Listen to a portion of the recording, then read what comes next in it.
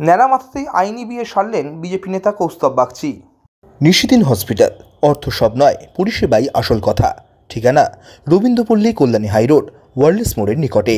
যোগাযোগ 8617781276। রাজ্যের মুখ্যমন্ত্রী মমতা বন্দ্যোপাধ্যায়কে নিয়ে করা মন্তব্যের জন্য কলকাতা পুলিশের হাতে গ্রেপ্তার হয়েছিলেন 2023 সালের 4 মার্চ তৎকালীন প্রদেশ কংগ্রেস মুখপাত্র তথা আইনজীবী কৌস্তব বাগচি। কৌস্তব বাগচি সেদিনই আদালত থেকে জামিন পাওয়ার পর নিজের মাথা ন্যাড়া করে প্রতিজ্ঞা করেছিলেন, যতদিন না রাজ্য থেকে বর্তমান রাজ্য সরকার বিদায় নেবে ততদিন তিনি মাথার চুল গজাতে দেবেন না। সেই সময় তার পাশে ছিলেন তার দীর্ঘদিনের বান্ধবী আইনজীবী প্রীতি কর। অবশেষে দীর্ঘদিনের সম্পর্কের পর এবার আইনিভাবে বিবাহ বন্ধনে আবদ্ধ হলেন কৌস্তব ও প্রীতি। সেই আইনি বিবাহ সাক্ষী থাকলেন রাজ্যের বিরোধী দলনেতা শুভেন্দু অধিকারী।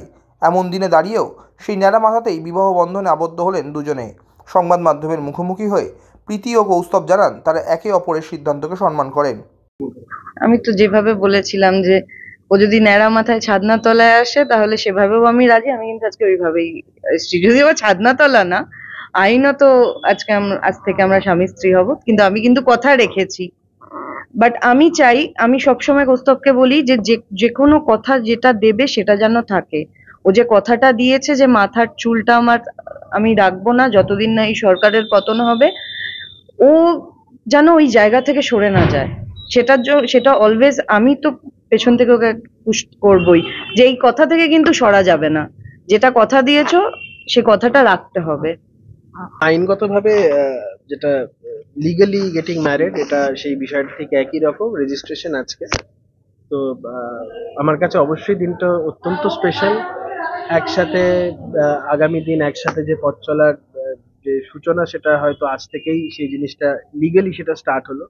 আমরা যা ডিসাইড করেছি সোশ্যাল ম্যারেজটা সামনের বছর করব।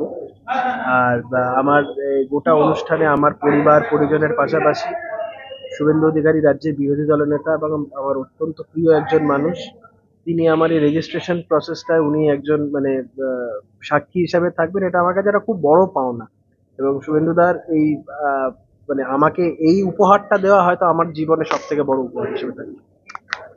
তোমার পাশে যেভাবে প্রথম দিন থেকে ছিল, সেই একই কথা বললো যে ও সব ক্ষেত্রে প্রত্যেক ভাবেই ও প্রচন্ড সাপোর্টিভ।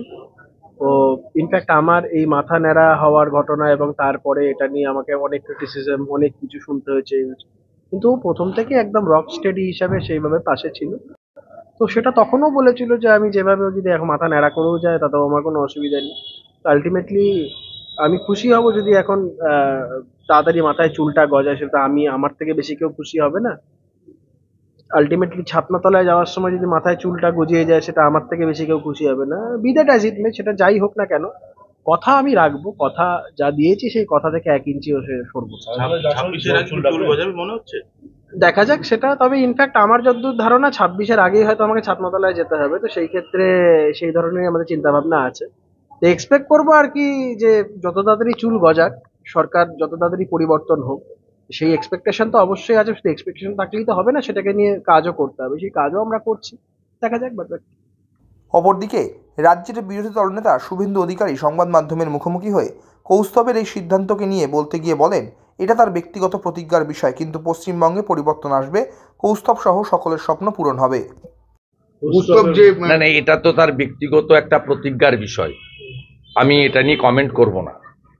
আমি আপনাকে বলবো পশ্চিমবাংলায় পরিবর্তন আসবে, কৌস্তব সহ সকলের স্বপ্ন পূরণ হবে। নিশিদিন ডায়াগনস্টিক সেন্টার, এ কমপ্লিট ডায়াগনস্টিক সলিউশন। আমাদের ঠিকানা 144/1 সেন্ট্রাল রোড, আনন্দপুরি, ব্যারাকপুর, কলকাতা 122। আমাদের যোগাযোগ 9875338719। সাধ্যের মধ্যে স্বপ্নের ফ্ল্যাট খুঁজছেন? লাবণ্য গ্রুপের পক্ষ থেকে ব্যারাকপুর হরিসভা মন্দিরের নিকটে সোনাঝুরি আবাসন। থাকছে lift, top floor, set, 0% GST। এছাড়াও থাকছে ব্যাংক লোনের সুব্যবস্থা। ফ্ল্যাট বুকিং চলছে। আমাদের যোগাযোগ 7278200456।